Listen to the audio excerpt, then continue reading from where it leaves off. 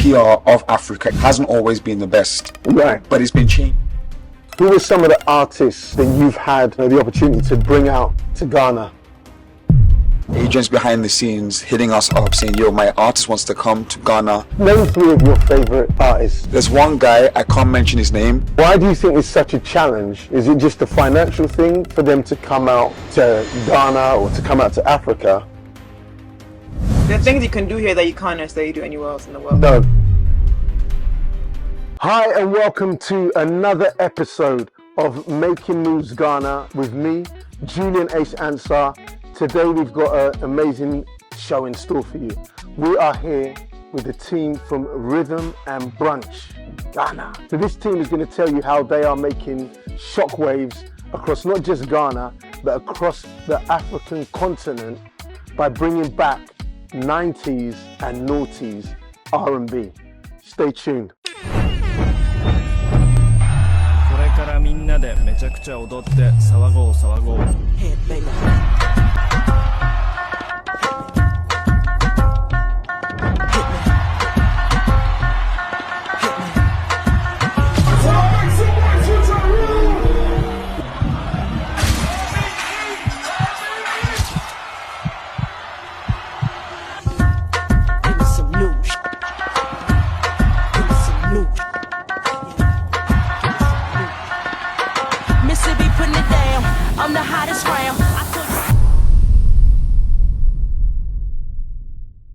So I'm here with Johnny Stone. Yeah, Johnny. Yeah, how you doing, Johnny? I'm good, man. I'm blessed. I'm amazing. And I'm also here with Amwaba. Yes. Have I said that right? You completely have. I've said it right. Amwaba. I've got it right. You have. Yes, that's good. Let's just get into this because as we know, there's been a phenomenon taking place over the continent over the last kind of 10 years with regards to music, the culture, the fashion, the young people that are coming out to Ghana.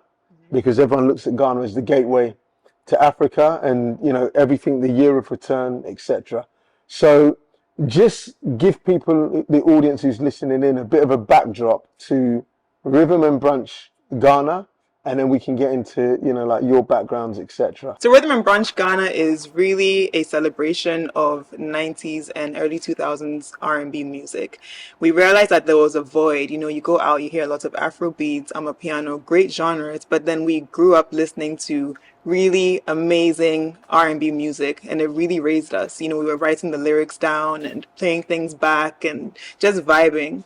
And so Rhythm and Brunch is really an experience where we invite millennials and anybody who can tap into the music and have a good time to come sing along, really, you know, remember all those nostalgic things that raised us, from little bits and bobs that we hand out, bandanas. We really try to make an experience, and it's been impactful so far. We like to hold it in intimate places. The event is started off as very, very intimate and places where people can feel free. People can sing to the top of their voices and you can actually hear it back. So we started in a place called Jamestown Cafe, which is in Osu. Okay. And it was an amazing success.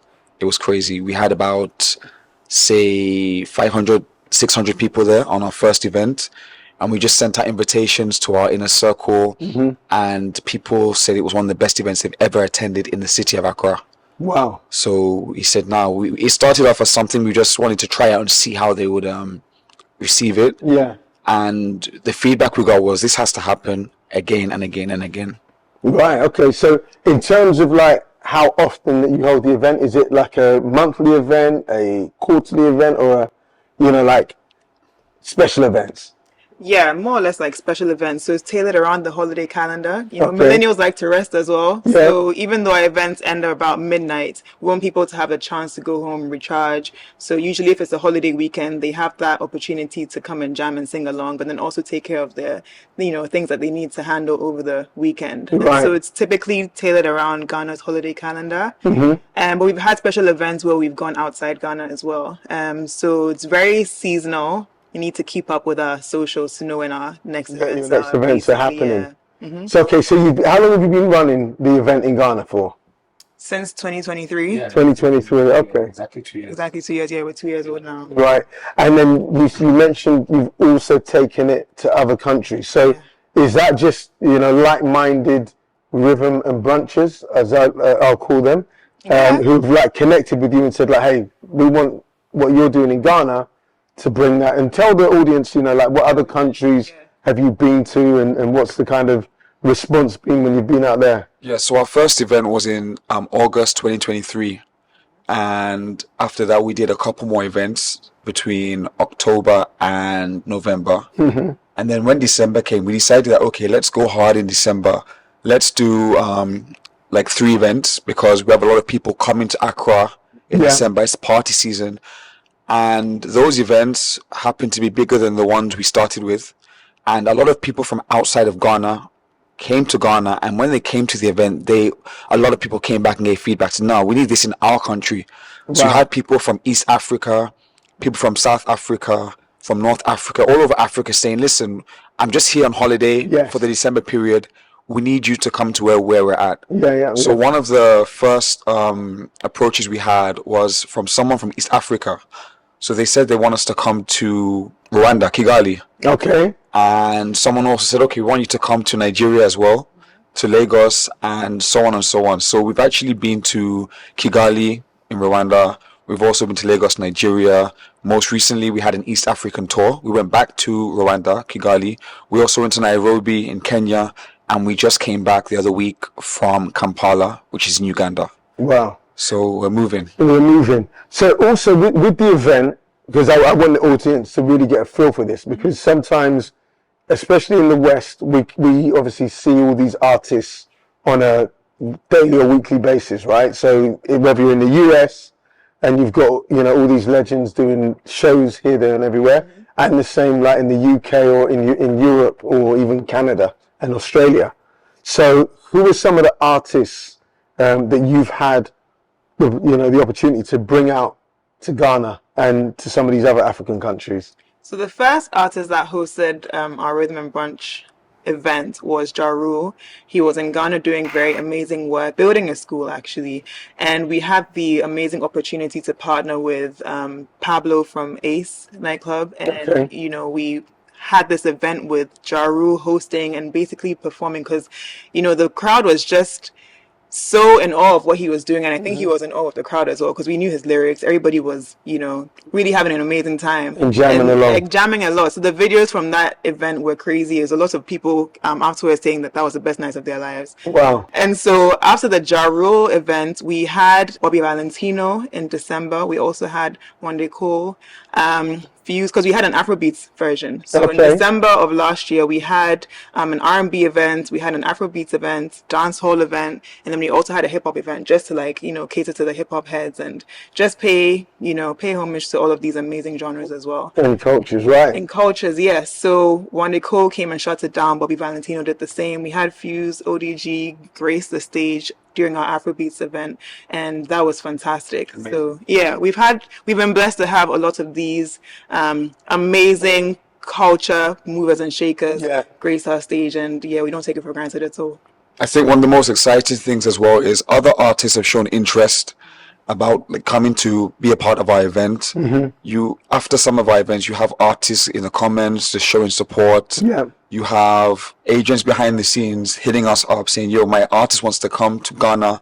Rhythm and Brunch fits exactly what they are looking to do. So can we make it happen? It's really positive. So I always tell people, never miss a Rhythm and Brunch event because you never know who will show up. Right, that's like good. Gigs.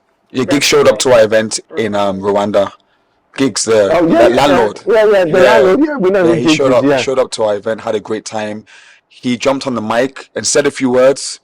Didn't perform, but he said we should talk to him if we want him to come back. He was there as a guest. He couldn't have dropped talking the hardest, or we played it. But he didn't jump on the mic and like bless the people there. It's business at the end of the day. I think he wanted to, but it was more like, my manager's sitting over there, so let me. Oh man, they should have done it for the love of the people. So that brings me on to another really good question, which is when we look at a lot of our, African, in terms of heritage or the diaspora, a lot of these artists, whether they're African American, from the UK, from Europe, a lot of these artists, especially in the West, why do you think it's such a challenge? Is it just a financial thing for them to come out to Ghana or to come out to Africa, in line with what, the people in the market can afford for them to come out and do? Because to me, it's like, we really need to see like artists who have a passion. So I remember back in the day, Bob Marley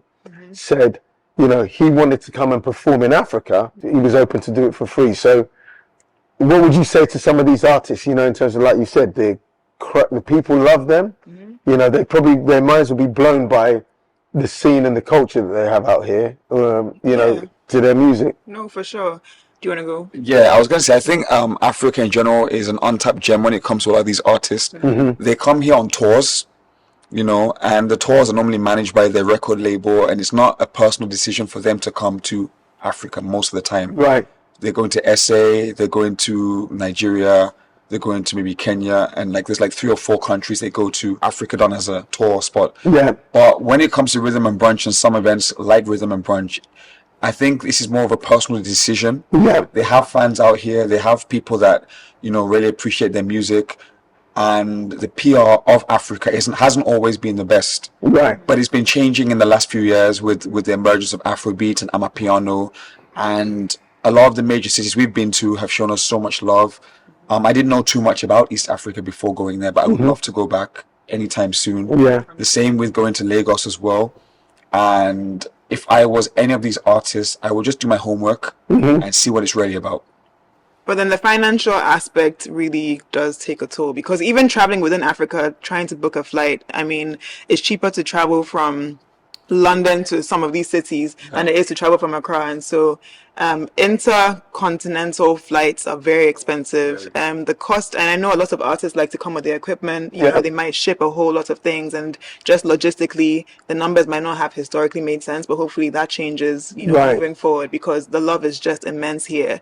They will get a lot of value for money. They will get people buying tickets. They will get people flying from different cities, in December in Ghana, for example, people come from Lagos, they come from all around the world. Yes, East Africa. Yeah, so the demand is there. Yes, it's just a matter definitely. of, catering to your audience who grew up listening to you anyway. Music, yeah. 100%. I think you guys are onto a great thing here, because especially, like you said, December, I was here 2 years ago at Afrofuture, and I want to tell you people, it was like I was stood there saying, this is the diaspora. Yeah. As in, you had African people, Ghanaian, South African, Kenyan, people from America, people from the UK, people from it was just a melting pot of the diaspora, and it was a beautiful thing. So those artists that if you're checking this out, you need to come and experience that. Your audience, even your organic audience, is out here during that time, and you will also, like every artist who comes out here, they are also blessed from the experience of, Usher came here, didn't he, a few years ago? Yeah. I actually interviewed him when he came. Right, okay. Yeah, so it was pretty cool. He had an amazing time.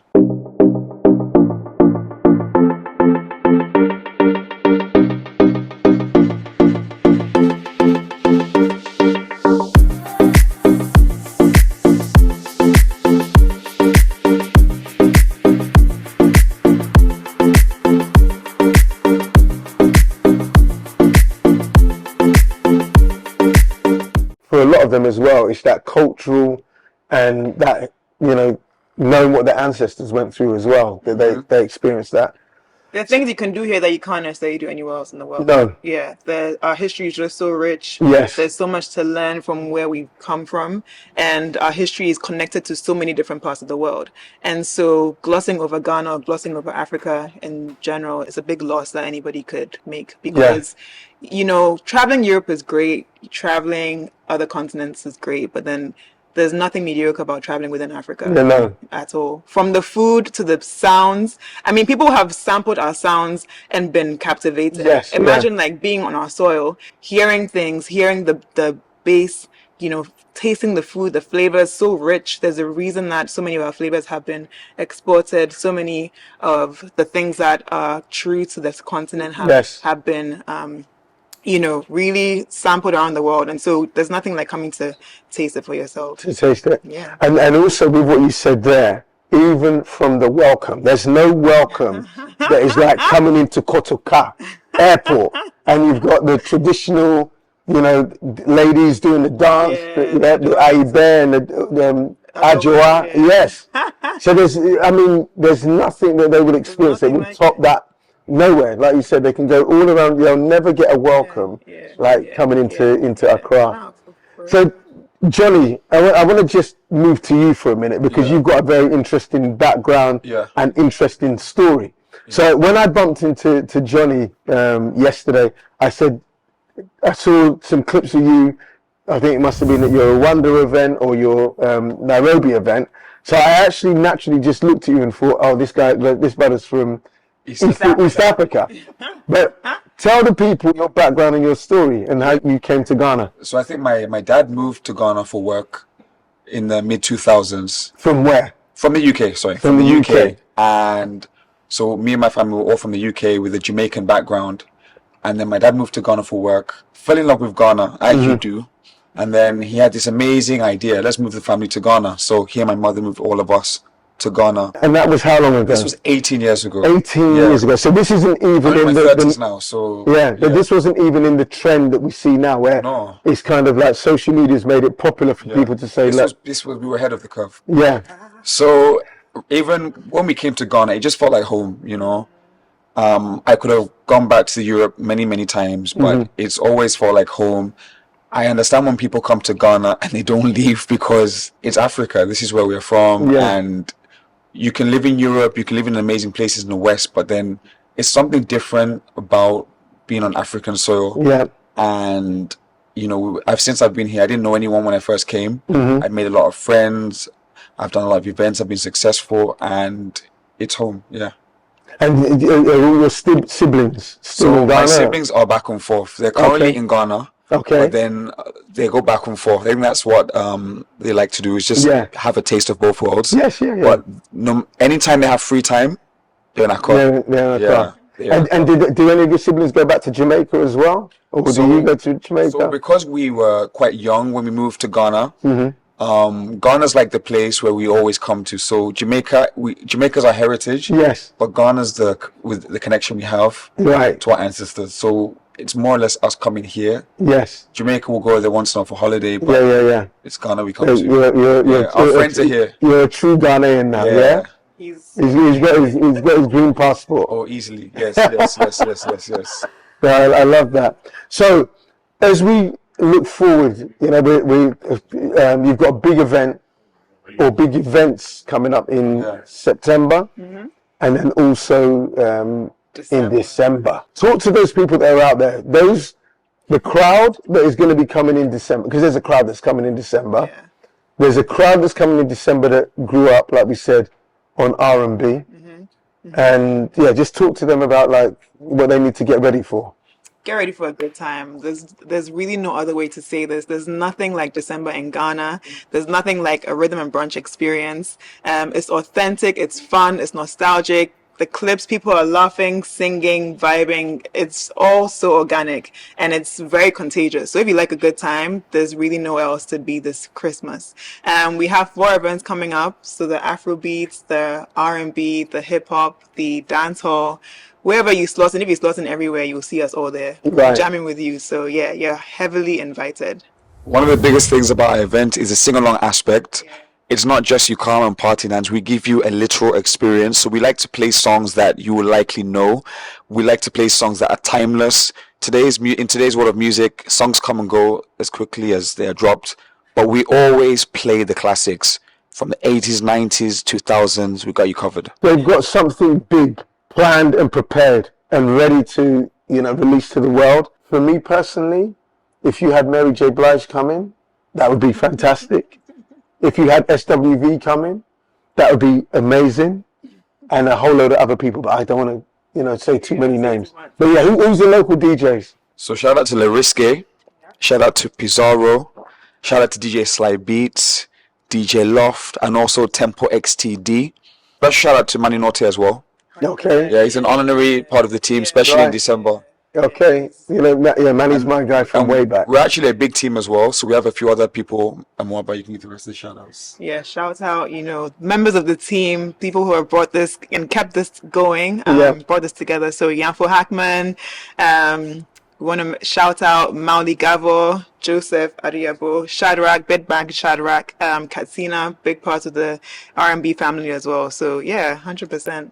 And I'm also one of the hosts of Rhythm and Brunch, but I'm not the only host. Shout out to Hanson Fella as well, co-host Rhythm and Brunch, Yes. big part of the team. And you guys keep the energy levels high. Like it's and the nostalgia it's high. crazy. 100%. Yeah. Yeah. Name 3 of your favorite artists from the 90s and the noughties. Okay, you go. So, I should go first. Johnny, you kick it off. Okay, so for me, you actually mentioned one. I'm a big fan of SWV. I'm a big fan of Usher. I'm a big who else in R&B am I a big fan of? There's one guy, I can't mention his name. You know who I'm talking about. I think he's the king of R&B. Okay. But I'm gonna mention. Yeah, I'm gonna mention. that's- Yeah, Shanti. Okay. Yeah. That's a nice little list. For me, I'm gonna say Destiny's Child. You just said individuals, but Yeah. Destiny's Child. Love them so much. Britney Spears isn't like really R&B, but then I can't think of the 90s and noughties without thinking Without of her, it. right, okay. Craig David was amazing. Okay. You know, I love his songs. So yeah, those He's three of got, them. everyone's got classics. Now, Yeah. something was interesting when we were speaking yesterday. You guys were telling me that Westlife are huge in Ghana. Yeah, they're huge. Can you just speak to, why they're such a phenomenon? Because, Their songs were just so amazing. I mean, really, what's there that we can say? We used to write the lyrics down. I think a lot of us used to write the lyrics down and Rewind the song. the song.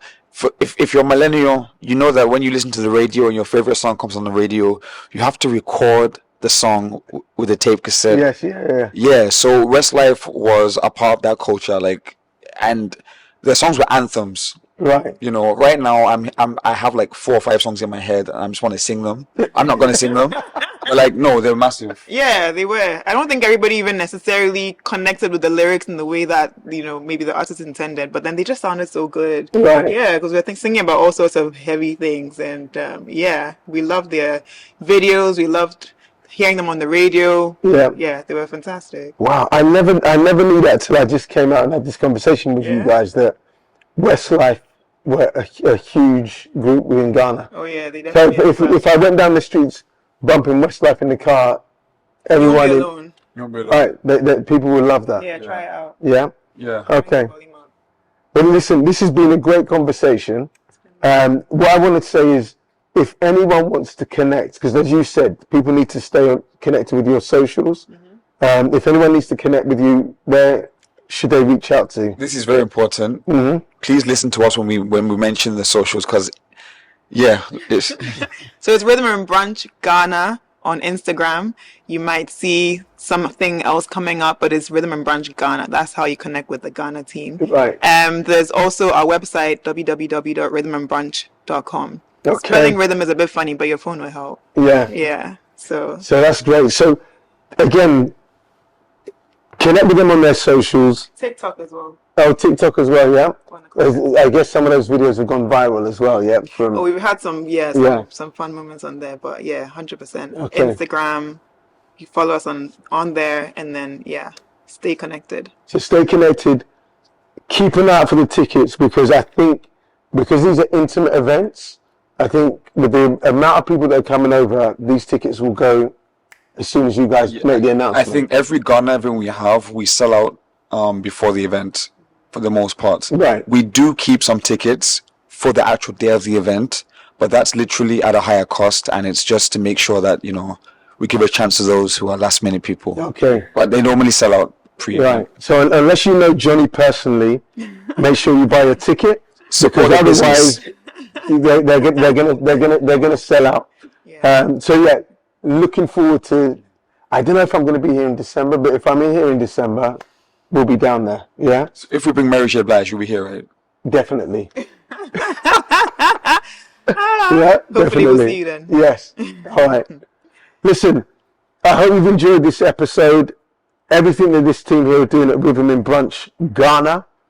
Don't get it twisted with any other names. All right, but listen, comment, subscribe, like, and share, because we want as many people coming to experience Ghana, coming to experience December in Ghana, coming to experience Rhythm and Brunch Ghana. Making Moves Ghana with me, Julian Ansah, and the Rhythm and Brunch team. That's all for us from this episode. Take care.